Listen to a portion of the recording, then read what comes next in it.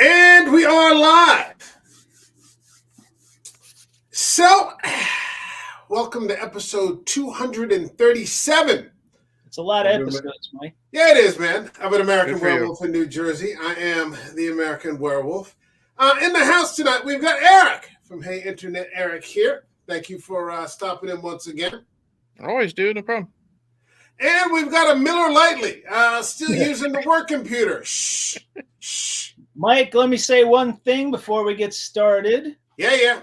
You need to appreciate me. The Bears started their season tonight against the Texans in the Hall of Fame game, and I am here to talk to you about Keanu Reeves. So I want a little bit of appreciation for that.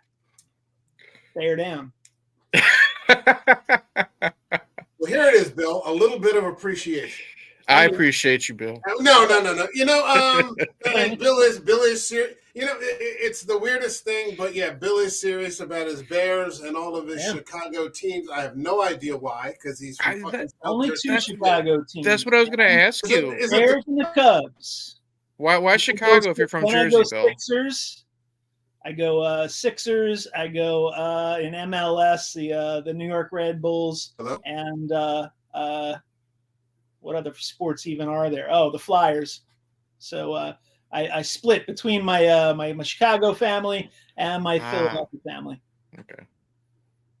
And Mike froze. Talk about cheap computers and broken stuff. See, he was talking shit about he was talking shit about the Bears. That's what it was. Well, because they suck. He had such a hard time to show me. Can you hear me now? That I can hear you, but you got a frozen picture. Well, you know, yeah, like I said, you know, having to show appreciation for the Bears, it takes its toll, man. You know, on this, you know, what are you going to do? Especially with, you know. My beard is gray. From waiting for so long, yeah. You know, football season is here. I guess we are in the preseason. But let's not talk about that because we're not here to talk about football. We were in the middle of the summer of Stephen King and we did Thinner, Tom Holland's Thinner, and I'm like, let's do something different. And I realized, you know something, there's a couple of fantastic movies on Tubi that we could be covering. And one of them is Richard Linklater's A Scanner Darkly. So if you guys are ready to go, shall we get it going? Sure. Boogie Woogie.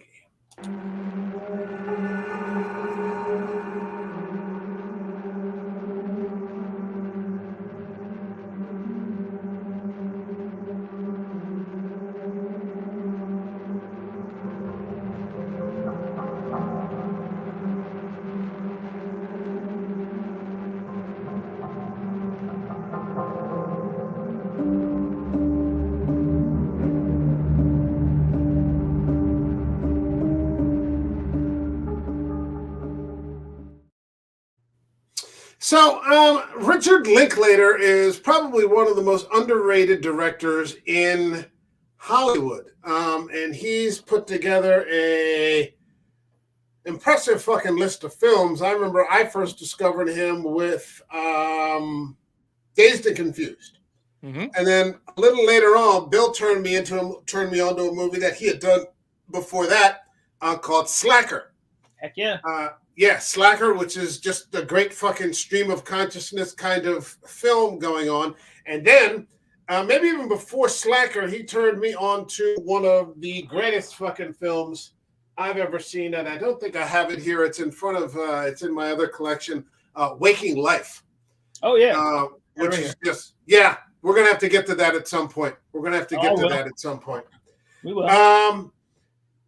Yeah, I mean, I love the fucking Jesse and Celine trilogy. I think it's the greatest trilogy of all time. I don't give a fuck about Star Wars, Raiders of the Lost Ark, or Lord of the Rings. That is just a cinematic fucking talk fest. And the idea itself is fucking genius of having this couple make 3 different movies 20 years apart. Once in their 20s, once in their 30s, and then the same people come back in their 40s again. I've heard of that, okay. And it's just beautiful to watch. It's just beautiful to watch. It's beautiful to hear.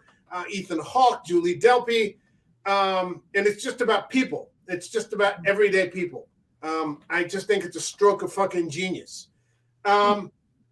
You've also got things like this. Yes.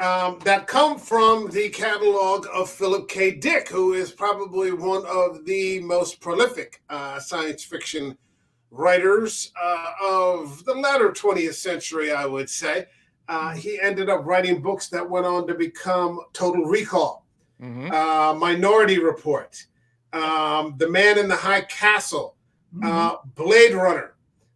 So you put those two together, and I don't see how you come out with anything but a winner.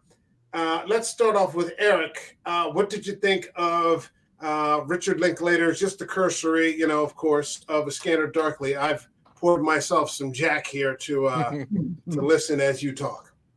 I think this is going to be one of those episodes, kind of like our Green Knight episode and maybe Possessor, or maybe the conversation will help me enjoy the film a little bit more. I didn't hate on it, but it was hard for me to follow. And sometimes that's how Philip K. Dick movie adaptations are for me. I love the cast. It took me a while to get, I don't know if you would call it animation, but just the way the film was shot, you know what I mean, with the cell shading. But I think I had a hard time, for me, for some reason, following the story. It's confusing, but we'll get to that in a little bit. Bill, what do you got for us?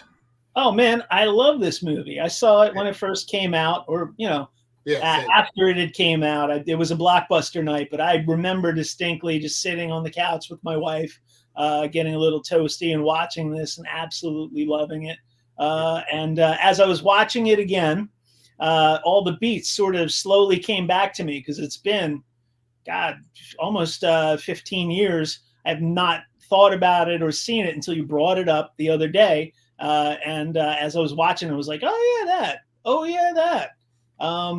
This is a really, really good movie. It just reminded me of how good it was, and I enjoyed watching it. And it's one of three really cool rotoscope things that I like a lot. The first one, way back in the day, the Beastie Boys had a video for a song called Shadrach, with a sort of rough sort of rotoscoping technique with them rapping on the stage and all the paint. And then, of course, Waking Life, which is amazing, a little bit more trippy. And I think given the type of story this is, rotoscoping helped to be able to do it without killing the budget. It probably wasn't such a huge budget killer, and you were able to express things that you probably wouldn't be able to without it. But I will say the rotoscoping, I mean, you've got Robert Downey Jr. doing material that he's intimately, familiar with, and he's killing it. He's putting on a clinic, him and Harrelson. And sometimes it got frustrating because the rotoscoping got in the way of the performances, at least the subtleties of the performances. But other than that, man, I really, really good choice. I never thought we'd talk Richard Linklater on one of these, and that was a good call. I'd love to be getting into some Linklater some more. So that's something just we haven't tapped into. That's what I love about this show, is the option to do these sorts of films that just, I mean, it's science fiction. Is it his most heavily science fiction? Is his most heavy science fiction story? No. Is it sci-fi? Absolutely so. Yes. Is it a satire of the drug war? Yes, absolutely. Have we lost the drug war, just like in the film? Absolutely. In today's society, what hasn't been legalized is either so decriminalized that there's no point almost, they're handing out needles now. You get a clean crack pipe. I can go down the street next to the Domino's place, right to your local dispensary. I don't do any of that shit anymore. It's been, a long time. I don't want to get back into it. But you can. You can get anything nowadays, and nobody gives it. Like nobody even talks about the drug war anymore. They talk about fentanyl. Well, to his point, and he's similar to like William S. Burroughs and other authors. He predicted the future perfectly in this movie, because we've gone from, and that's the point he's making with this movie or with this book, was if we're not going to fight the drugs, they're going to be legal, and we're going to get people hooked and then make money off of them out of their addiction. And that's, the whole point of this thing is that they flip the switch once you legalize it or turn their blind eye to it and stop fighting it. All of a sudden, corporations are raking in the bucks over people's miseries. Yeah. Yeah. If I have to go into one more Wawa and see somebody buying some natural leaf, whatever, I'm like, Jesus Christ, it's 5 in the fucking morning. Is life that bad? Really, asshole? I get it. You can't go downtown anywhere without it fucking reeking nowadays of weed. Oh yeah. It's a fucking train wreck. And it's this thing that like no one talks about it. And suddenly, like all discussion of the drug war just went away. It's the norm. That's why it's all part of the norm. It's become legal. It's become legal where they've just turned a blind eye to it. Yeah, and your Bill's right there, just raking in the fucking bucks, taxing these dispensaries. It's also the interesting study in paranoia and the surveillance of of the government. Government has turned into a surveillance state. Gee, where are we hearing that? Nowadays, government's watching, government's spying on us. They're infiltrating this. Those groups of people over here are feds. This, that, and the other. 22 years ago, he was predicting that just perfect. It was they had the old style phones, but data collection was everywhere in this movie. Where they were just sucking your data from everywhere. And I was watching it going, God damn, they hit the nail on the head. Yeah. And he wrote it 25 years before they even put the movie out. Yeah. And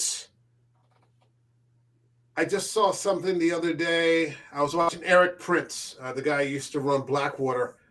He says every night there's at least a 20 megabyte data dump off of all of our phones. Like just every night. There's just a 20 megabyte dump. Whatever you put in there, it's piled up somewhere. So that's just the reality that we live in now. It's just we do it without even thinking about it. Also the drug casualties. And I love that at the end he listed all those people who were either dead, had been destroyed by permanent psychosis, cardiovascular, all these vascular problems.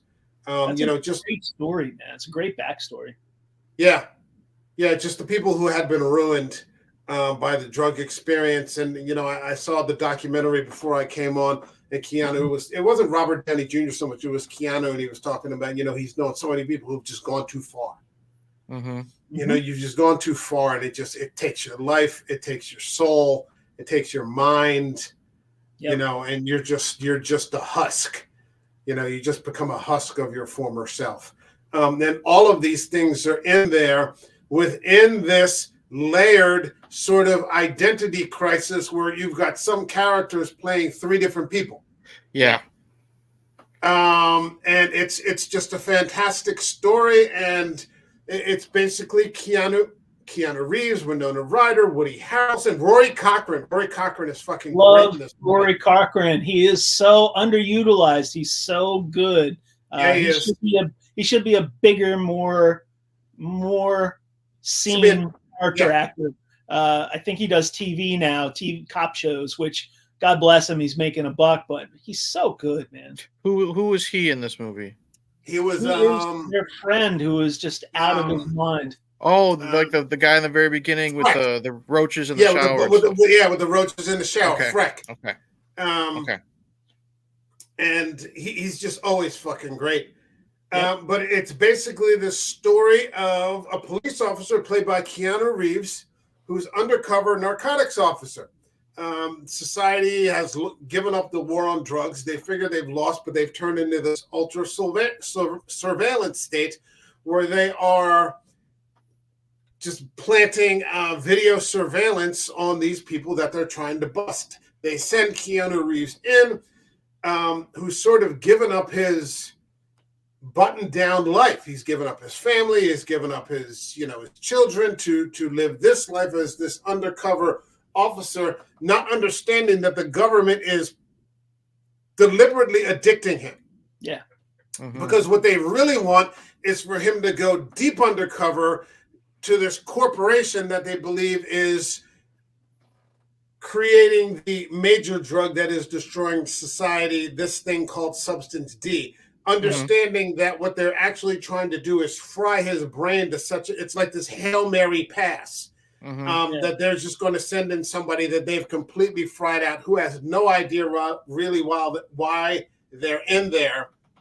And hopefully while they're in there, they'll see something and sort of remember, hopefully, what they once were. Yep. This is so multi-layered and filled with paranoia. Like, he thinks he's going to bust this high-level drug dealer, so he friends and becomes the lover to Winona Ryder's character, thinking that she can lead him to her distributor. It's pretty deep, man. It's pretty interesting. Yeah. You've got Keanu. Go ahead.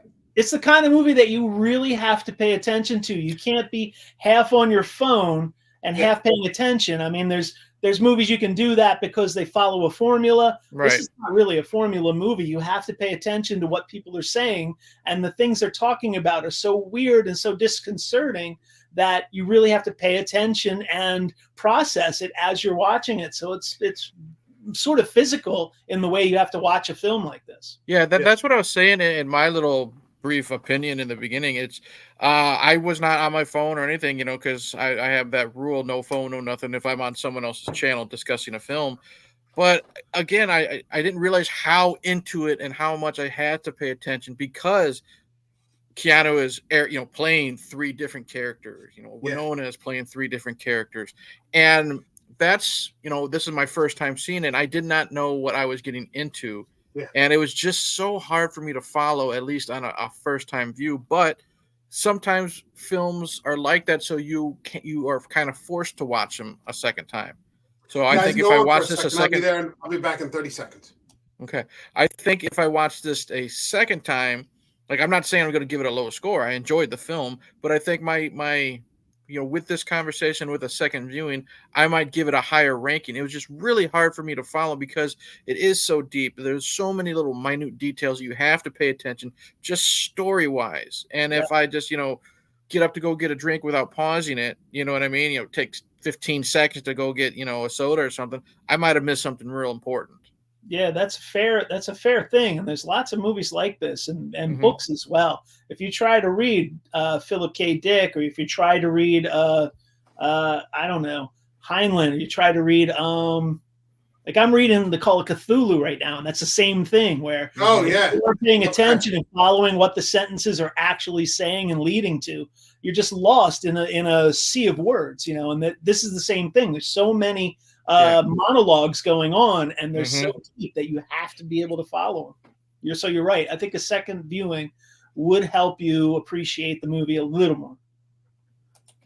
Not to mention the fact that, I mean, a lot of the monologues are these sort of rambling, sort of drug-addled, sort of things, that people are just spouting off because it's just so random.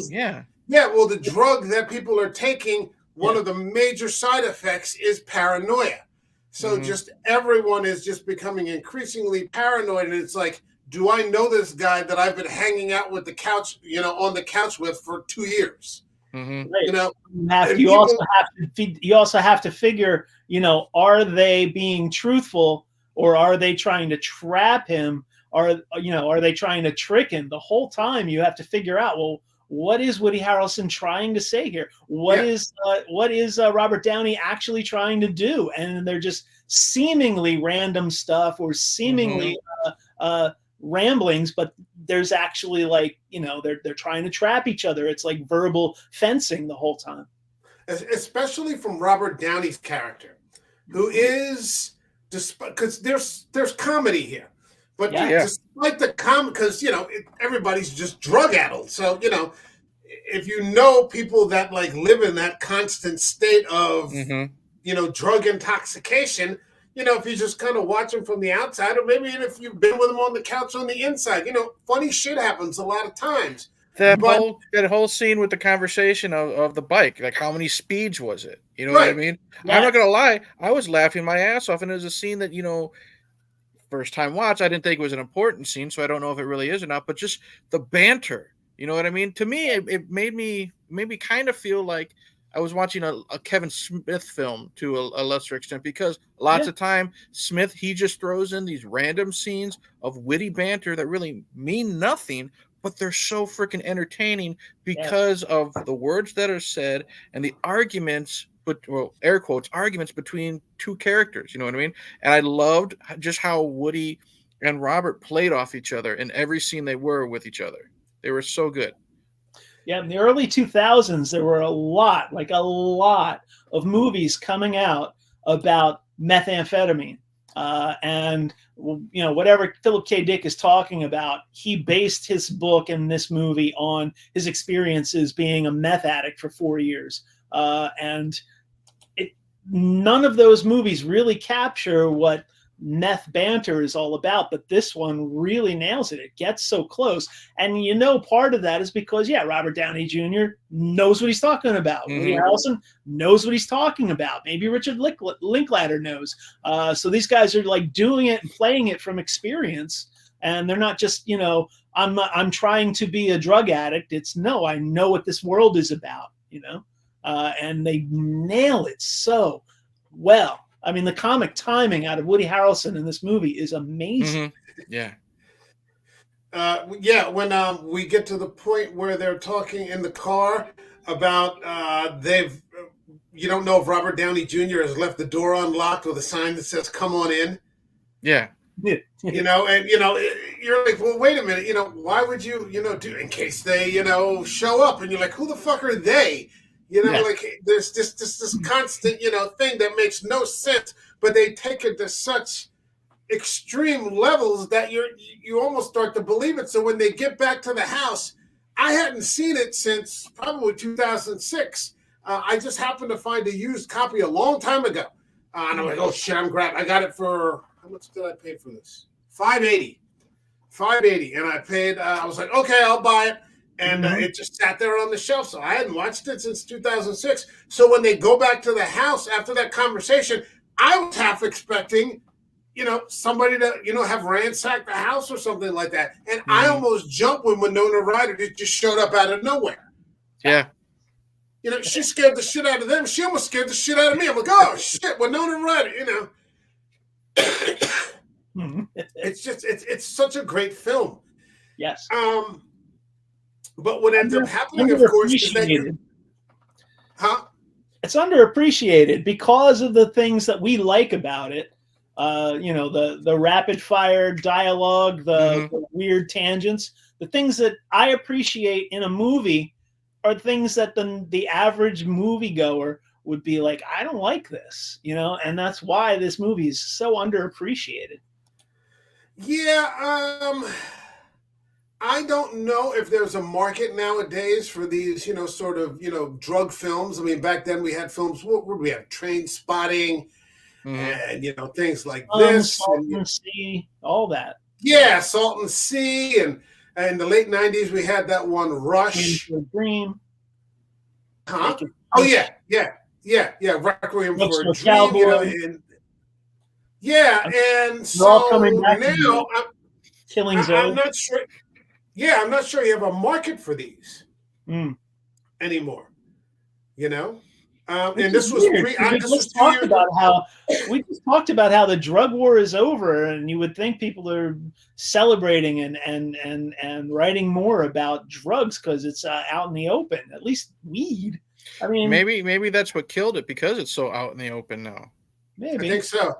Yeah, the entire edginess of it is gone. Yeah. Right. It's just gone mainstream now.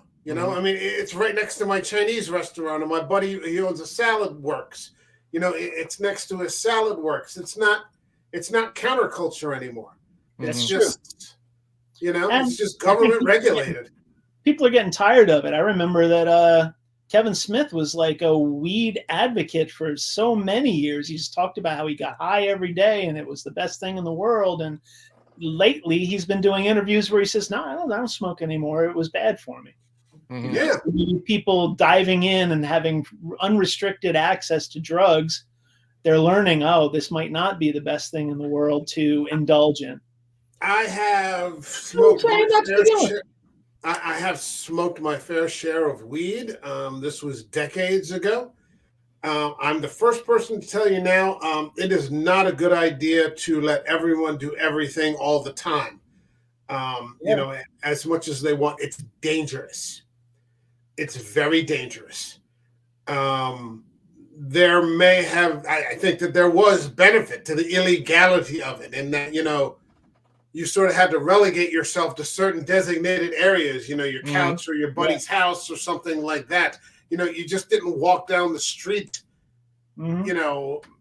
Yeah, that's partly the point of Fear and Loathing in Las Vegas, is how dangerous people on drugs being unrestricted can be.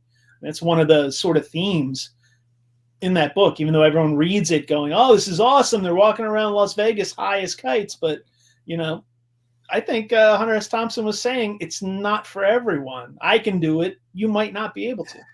It's, and, you know, and in the end, he didn't make it either. He ended up blowing his brains out, you know, and, you know, I refuse to believe that, you know, 4 decades of prolonged hardcore drug and alcohol abuse didn't contribute to that.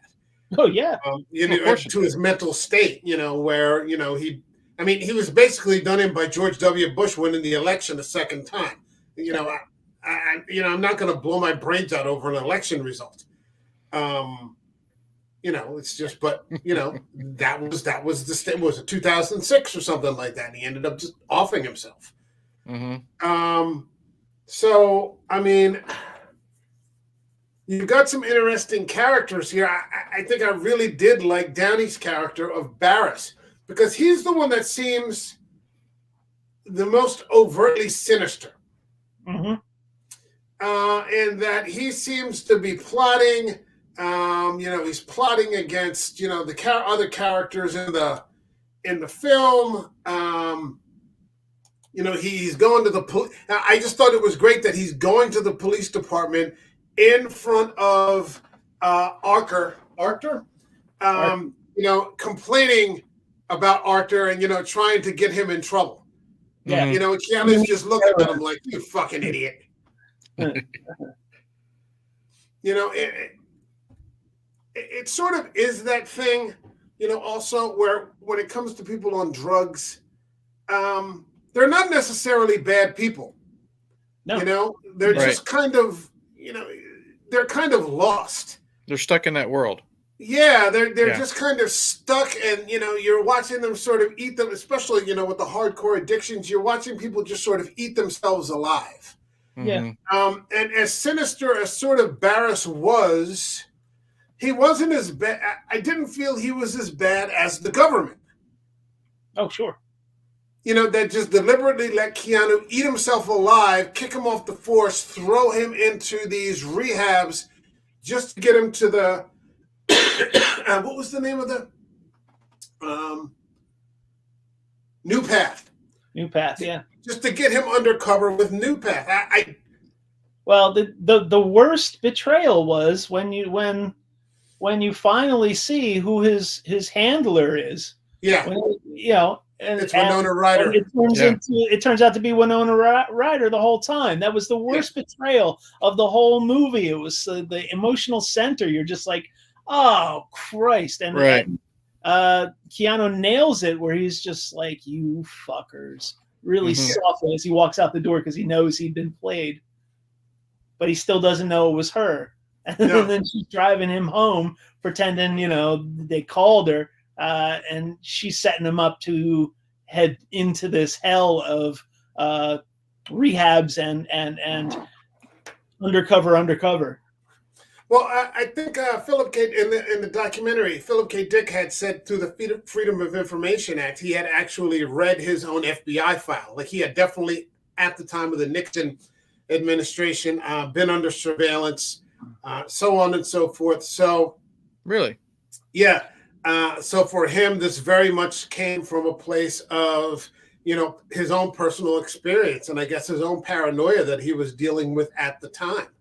Yeah, when his wife left him and took the kids, he had a bunch of drug addicts move into his house. So he was living a lot like Arctur in the movie, where he had all these meth addicts in his house, and he lived with them for a couple of years, 3 years, 4 years. Well, that explains all the names at the end of the movie, then, I guess. Yeah, yes. Damn. And at the time, he was also a member of the Communist Party. Oh, was he really? Yeah, he eventually gave up communism, went into anarchy and libertarianism, and became something of a Christian. I don't know if he fully converted, but he had a weird spiritual enlightenment after he got off the drugs. So he cleared himself up there. But at the time, he was, surveilled by the FBI in, the early 70s when, John Lennon was being surveilled by the FBI. And he was, sort of a part of that anti-American cabal or whatever you want to call it. Well, I remember Winona Ryder, I think she said in the documentary that her godfather was Timothy Leary. So she had like a loose association with Philip K. Dick. Like, she kind of knew him as a small child. Yeah. She was very intimidated to try to take this role on. But his daughters actually showed up like on the set through Linklater because I think he's kind of like the unifying force of all this. He's just such a good fucking director. This is a movie that you could screw up really easily. Yeah. You could make a real shit movie, a real nonsensical movie out of this. Or you could leave out the humor. Mm-hmm. And make it super serious, which kind of wasn't his point. He was making a satire. Yep. But he hit all the check marks. Linklater's great at writing that kind of dialogue. Like, people thought Slacker was all improv, and it wasn't. He wrote it down to the letter, and he's really good at writing dialogue for common people to talk about. And the same with the Before Sunset and Before Sunrise. Yeah. Series, same thing. That's a gift, and Linklater's really, really good at it. Well, I was doing a little bit of research because I recognize he for me, he was one of those directors where I knew the name from something. Where the fuck have I seen from this guy? And of course, it was Dazed and Confused. Yeah, and that's one of my favorite. Sure. One night type of movies where everything happens with a bunch of people in one night, or my buddy calls it the day of movies, the day of this happens in, 24 hours type of thing. And the dialogue in that movie is just so crisp and so smart and so funny. And that's why I love every single character in that film, because, you have the wise ass stuff, you have the smart stuff, the fun stuff. And that's what drew me to Downey and Harrelson in this, because it was just, rapid fire. I don't know if one-liners is the right term, but it was rapid fire drug talk.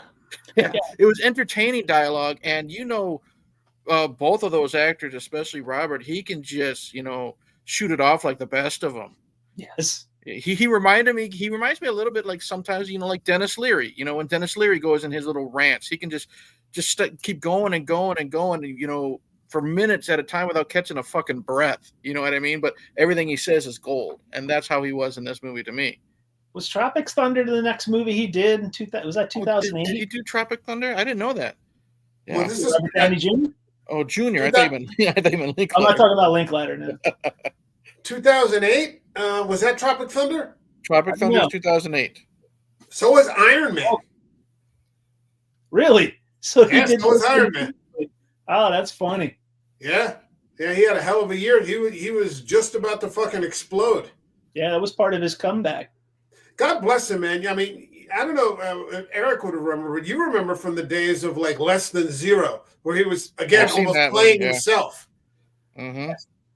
I mean, he was just another drug movie where he was playing he was an addict.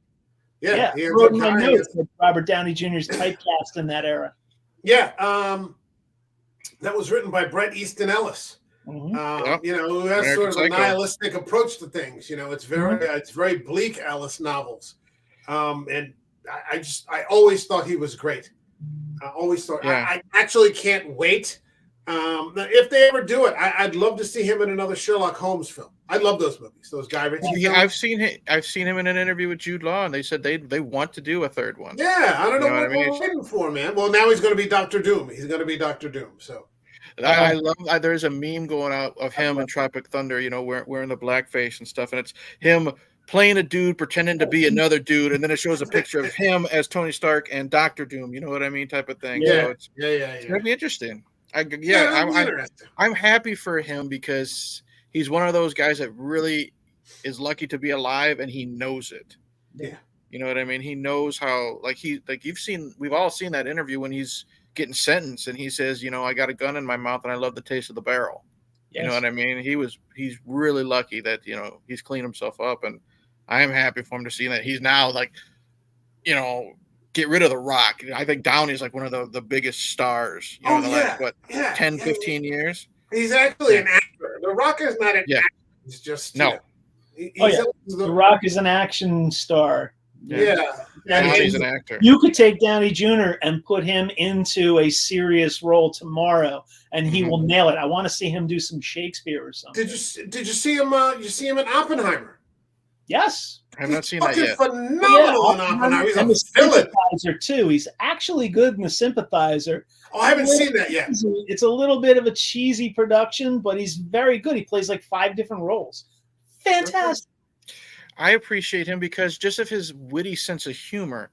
Like, I have Tropic Thunder, but I haven't listened to the commentary yet because there's that one line and he says he never drops character until he does the commentary, where he's doing the commentary as the character he's playing, that died himself type of thing. So I really want to listen to just the shit that he's got to say. Mm. This is a good. I honestly think my favorite scene in the movie is when Alex Jones appears out of nowhere. I was just about to bring that up. Richard Linklater loves him some Alex Jones. He's been like 5 more of his movies. Yeah, and he's great in every one of them. And the fucking van pulls up and he's like, "Oh, our tax dollars at work protect us from ourselves. Thanks." And you just fucking zap him and throw him in the back of the van. You never see him again. Fantastic. Awesome. Cameos. Because he comes from that Austin, Texas background. Linklater does. Yeah. So, I mean, Alex Jones was in Slacker, wasn't he?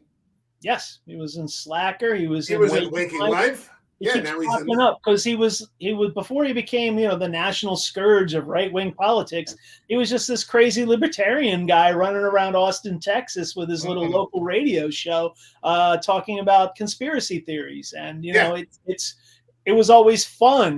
That's his shtick, and that's why I never took him seriously when he started getting all this bad attention, because it's like, dude, it's a shtick. He's not for real. He's just Alex Jones. I think it's kind of become real now. I don't think it's a shtick for him anymore. No, well, the punishment he's getting for questioning an assassination attempt. Yeah. So they've kind of turned him into who he was sort of, pretending to be. And now, through force, he's kind of actually become that person. He'll be fine. Huh? I think he'll be fine. I hope so. It's an interesting shift in this movie too, because at one point I think, Keanu tries to warn Winona, and he goes, "I think it's starting to get bad." I think he doesn't know, that she knows far more than he does. Right. Mm-hmm. It's a very tragic character that Keanu is playing, and it's actually a really good performance from Keanu. Yeah, he's really good, and that's the thing I was worried about, because lots of times Keanu is hit and miss. He really is. I love the guy to death. Yeah, but lots of times he can be wooden, or he can be really, really good, and I think this was one of the times when he was really good. Yeah. Yes. Yeah, I think. What was weird about that, though, is that all of the medical test scenes, right, where he's sort of in charge and the 2 medical technicians are like, he's sort of playing with them, but he doesn't realize that he's debilitated, so they're actually on top of him. That interplay between those are some of the best scenes in the movie. Yeah, where he's taking the tests. Yeah, Mhm. yeah, yeah. It has funny moments, but it's a tragic story. Yeah, absolutely. It's a tragic story. It has a and hopeful ending. I disagree with possible, because in the end he finds the one blue flower and somehow he remembers to tuck it away. Tucks it away, yeah. He's silent. He sort of, there's some part in him that remembers to tuck away, and you don't know. They're like, "Oh, Thanksgiving. You'll be out in 3 months." Mm-hmm. Are they? Yeah, are they going to be able to rescue him? Right. Is he going to be able to, have some kind of meaningful recovery? You don't know. Yeah, it's not like at the end of that Arnold Schwarzenegger Mars movie where it was all a dream. He really is damaged by the drug, but there is some hope. There's like that little sliver of hope, like at the end of The Road when they find that bug or they find that plant. It's that little sliver of hope amid the whole tableau of just devastatingly bummers. The Road was an option to cover here, but it's just too fucking bleak. It's just so fucking great, but you're just like, wow, I don't know if I want to put Eric through that. Well, it's a rough, it's a heartbreaking movie. Well, you should read it. The book. Yeah. The book. I heard the book is excellent. The book is good. The movie's fantastic. The book is just that much better. Okay. Yeah. I don't know. I mean, what else can you say? I feel like we've covered a lot of it. Yeah, that's what I was just going to say. Without getting into too much, we've hit the major points, the themes, and that kind of thing. Is there anything about this film that we have not discussed that anyone would like to bring up? Just the artwork. I in doing research for this, I see that Linklater made another rotoscope movie recently, and within the last couple of years, called Apollo 10.5, I think. Oh, I don't know if it's I've heard of that. Yeah. I don't know if it's kid driven, but it's about the space program or something like that, and it's another rotoscope movie that I'm interested in seeing now. Did he decide on rotoscope just to save on the budget because of like the suit that Keanu and Winona are wearing? Well, he did Waking Life first with that, and I guess it was just something that was available to him, and it made sense. Like, hey, I can make this movie on a shoestring if you invest in this artwork instead of trying to do practical effects or early CGI. So I think it told them, because it was an indie movie essentially back when the big studios were making indie movies. Warner's indie. And there's a sign when it first comes on. The Warner sign comes on, and then there's a big I in the middle of the W. Okay. Warner's independent. So it would have had to be made in a small budget, and I'm sure all the actors took a pay cut to be in this movie and work together and have this experience, because it couldn't have been a big budget. Not to mention, I mean, like scenes like we saw in the beginning with Rory Cochrane, where he's seeing all the bugs.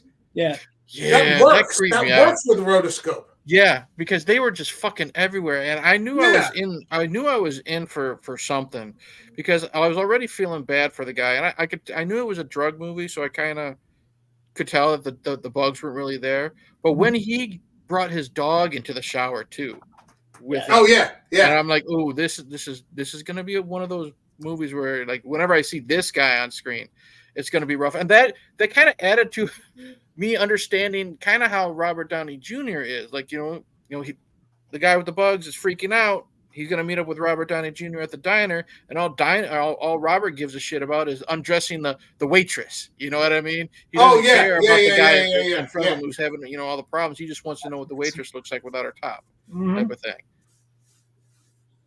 What a great film!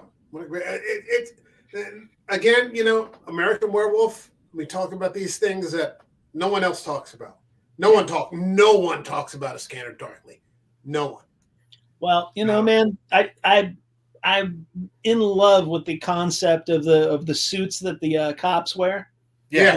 Watching that animation, it's just amazing, because every single time my eyes are drawn to it, and identifying all the different faces and characters that are popping up. It's just an amazing piece of animation that constantly moves.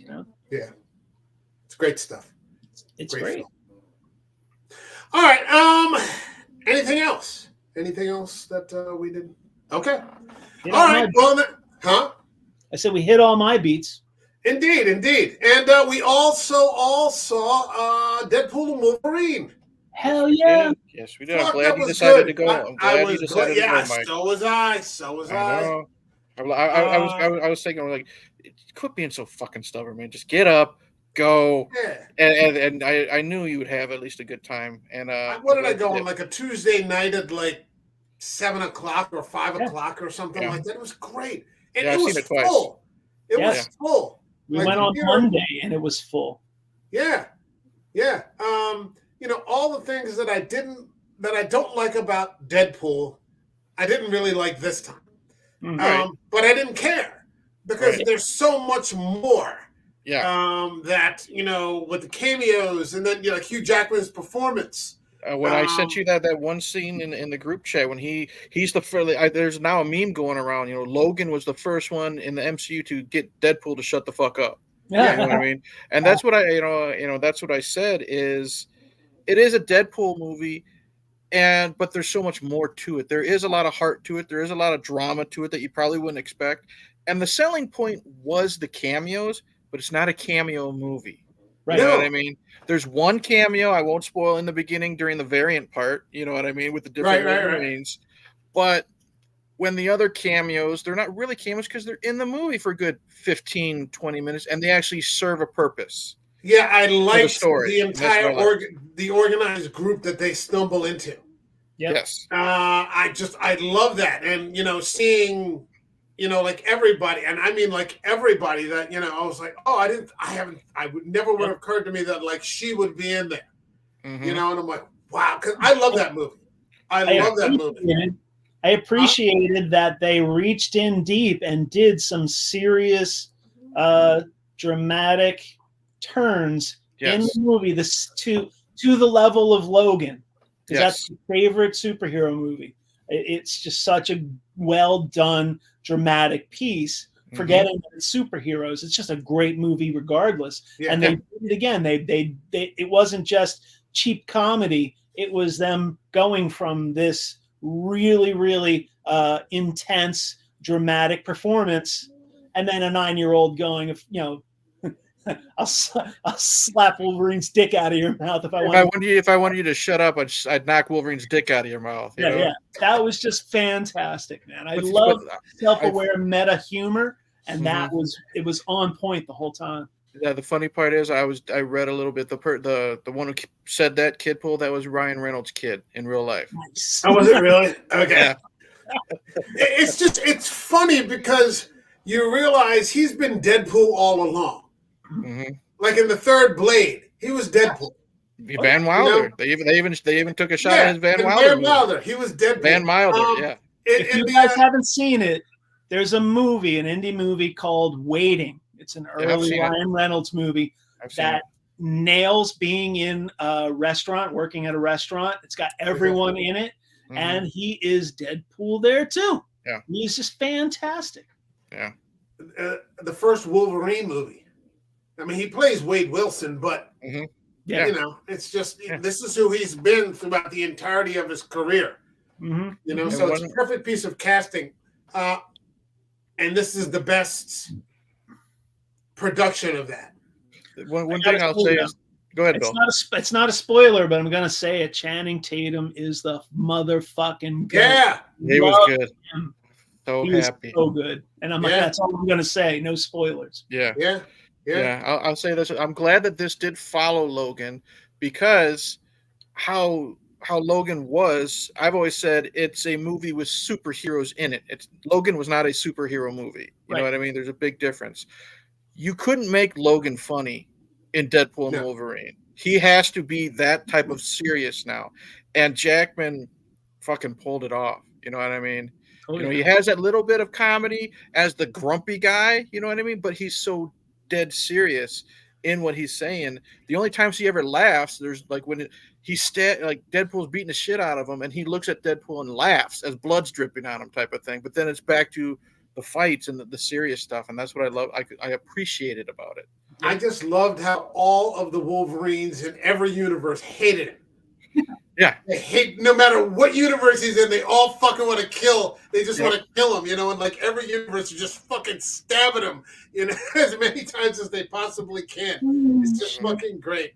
It's great. Yeah, go see it, man. If you're watching this stream, go fucking see it immediately. Hey man, I got tickets tomorrow night because I got the Regal app. It's 53 cents for me, but I'm going to see the new M. Night Shyamalan movie. What is it called? Josh Hartnett, right? Yeah, with Josh Hartnett. Oh, yeah, about the... where he's the serial killer at the Taylor Swift concert, taking his daughter, and the cops surround the fucking building. Yeah, it's like Silence of the Lambs meets Taylor Swift or something like that. But I love Josh Hartnett. I've loved him since Black Hawk Down, 30 Days of Night. He was another one who was great in Oppenheimer. He did a great cameo in The Bear this season. Really, I haven't seen the third season yet. Don't tell me. I haven't seen the third season yet. But he's in there and he does really well. Okay. Yeah. I have to say this before we get into the rating, and probably no one will follow up on it, but I'm going to put it out there in case somebody in the rewatch or on the audio version will catch it. If you get a chance to watch the AMC series Interview with the Vampire. Yeah, you sent me that trailer. That trailer looks fucking good. I still got to see season 1 though. Dude, that's the season 3. They're moving into the vampire step. I was the first person to say, just like I said with Brian Fuller's Hannibal, why the fuck are we remaking this? You were so against it. We were getting texts in the group chat, and I was also getting personal texts from Mike. This is fucking stupid. Why are they doing it? They're gonna butcher the material. And then after you watched it, you're like, I was wrong. They licensed it out to HBO in October for the month of Halloween. They're like, here's something different for Halloween. Give it a try. I'm like, all right, no problem. I'll give it a shot. It's free. What the fuck? Yeah. And turned on the first episode, and the next thing I knew, it was out of a 7-episode series, I had watched 6.5 in one night. It was 3:30 in the morning. I was like, this is fucking phenomenal. And now I just finished the second season. Okay. And it's fucking great. I'll swing by that for Halloween. If you can do it, man. And I just got AMC. I just got the app. They've got the Daryl Dixon series that I've wanted to check out for a while now because I'll always watch Roman Reedus. Huh? Mm-hmm. In Paris, that one. Yeah, Daryl Dixon ended up in Paris. I don't understand. I fell off the last couple of seasons of The Walking Dead. Maybe I'll pick up those seasons before I get into Daryl Dixon. Mm-hmm. They've got the Rick and Michonne series. They've got another, The Mayfair Witches from Anne Rice, which I used to read when I was about 18 or so. And that overlaps with the vampires. So there's just a ton of good horror shit on there that I'm looking forward to catching up on. But watch that fucking Interview with the Vampire. Holy shit, it's good. I'll tell you what, that trailer for, you said, season 3, that looked really good. He's with Lestat as this cocky, pricky rock star. And I don't know who this actor is. I don't know who this actor is, but man, he is so good. I would have said nobody could duplicate what Tom Cruise did. This guy fucking hit it out of the park, and he's an unknown. At least to me. He's an unknown. Okay. The guy who plays Louis is Grey Worm from Game of Thrones. That's right. I can see that happening. Yeah, I can see that. He plays a Creole. He's a Creole Louis. He's a Creole. So... All right, let's get to the rating so I can get to the movie. Yeah. All right, I've taken enough of your time here with this quality movie. But this channel, as you all know, has a rating system that goes from 0 to 5 up by halves. So 0, 0.5, 1, 1.5, all the way to 5. So 0, for example, would be I'd rather pick scabs off a hobo than watch this movie again. All the way to 5, which is this is the journey, this is the destination, this is why I watch films in the first place. What would you give Richard Linklater's A Scanner Darkly, Eric? All right, take this with a grain of salt because I've already said this was a first time watch and I was very very Pick what you confused wanna a lot pick. of. There's no way in hell. Okay, I'm gonna give it a 3.5 for a first time watch because there's no way in hell I'm gonna rank it the same as fucking Highlander or Thinner. Okay, Nor should you. no, great performances. The rotoscope still is gonna take me a while to get used to. You know what I mean? Great performances. I love the comedy. I love the ending where you don't know if what he's going to do with Right. that flower. Um, but it's just a lot of confusion for me because of Keanu Reeves has three different names. Winona Ryder has three different names, and just for a first time viewing, I didn't know how deep the movie was going to I go. should have prepared you better. No, it's okay. But now I can appreciate the fact, and I do know that it does require a second. It's just like the Green Knight, Mike. You know what I mean? I didn't know what the fuck I was getting in with that, and then I know I'm going to watch that one again and appreciate it more. But I think I first did time 4 on watching, Green Knight, and I still don't get it. yeah, I do think for a first time watch though, I think for me a 3.5 is fair. Okay, fair enough. A bill or lightly. What do you should have brought a beer on at least with you. What do you got for us for a Scanner Darkly? I'm gonna go all the way to 4.5. It's a great movie. Watching it again and sort of falling into the same headspace that I was in 2006 and being sucked into it, but knowing some of the beats are coming and paying attention more to the performances and the dialogue. It was a great call. Thank you for making me watch that again. I'm all in. It's great. Yeah, I'm going with 4.5 as well. You're very welcome. What's not to like? Great casting, great performances, 5-star story. I'm tempted to go to 5. But my gut says don't go to 5. So I'm going to stick with 4.5. You're at the highest level of entertainment, just crossing the threshold or just there in that, sort of ether between this and cinema. I didn't read the book, so I can't say whether the movie screwed this up or screwed that up. There's no Tom Bombadil, but as a movie for its own sake, it was great. At some point, I'm going to have to get some Phillip K. Dick. I don't know if they have a compendium because, I want to read The Man in the High Castle. I wanted to read The Man in the. Okay. They have plenty of best ofs. Like when I was in high school, tons of my friends were Phillip K. Dick geeks. You know what I mean? And for me, he's an acquired taste. Some of his stuff I really like. Some of it it's hard for me to follow. But Total Recall, Minority Report, I fucking love them.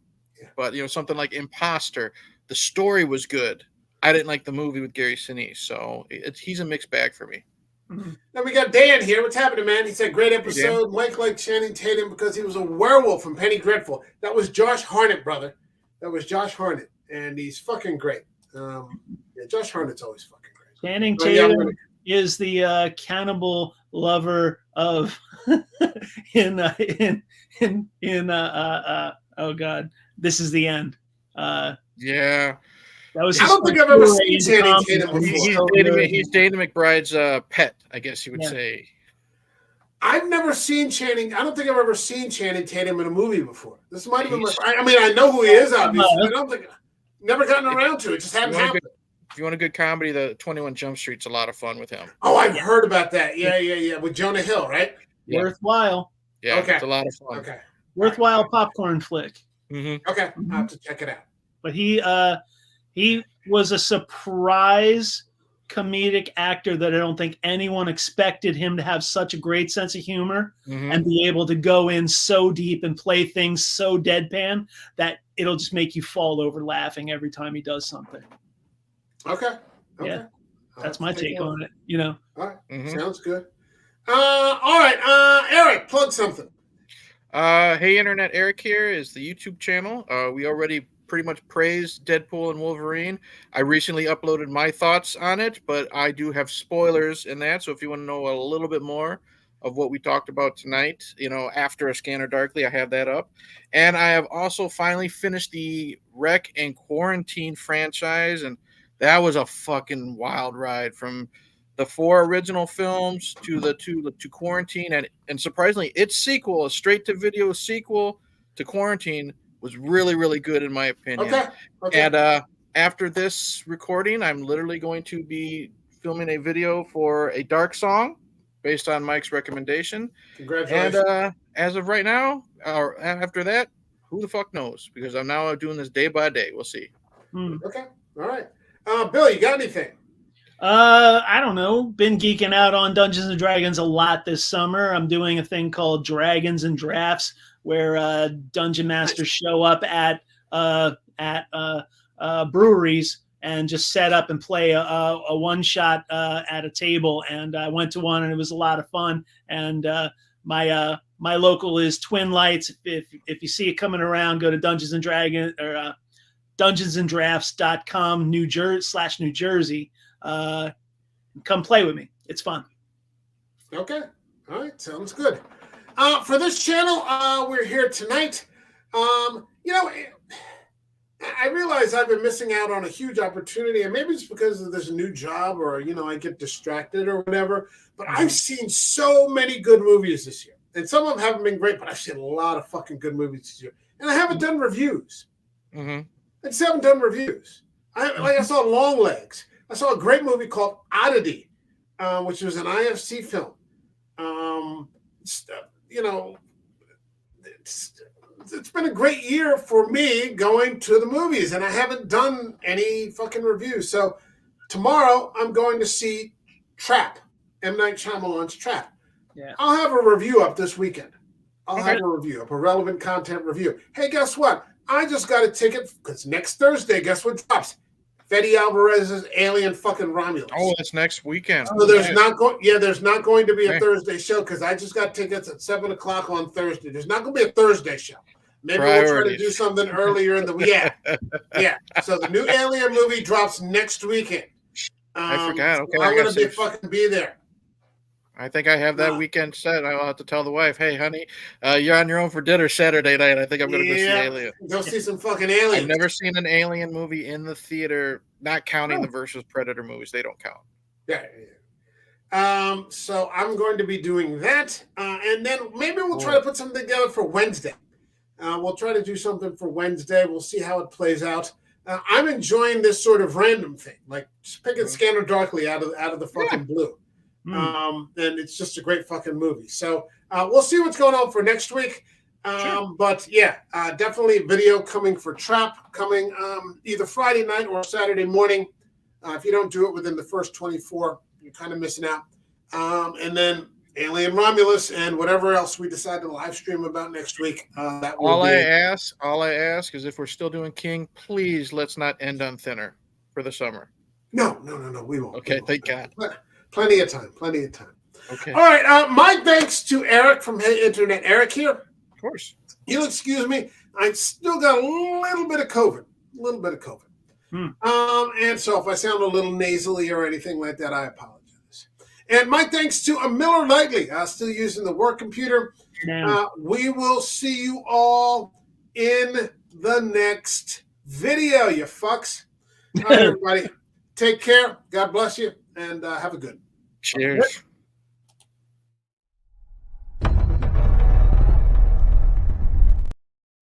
Oh, and we're back. Don't punch any women in the face. Okay. Bye-bye.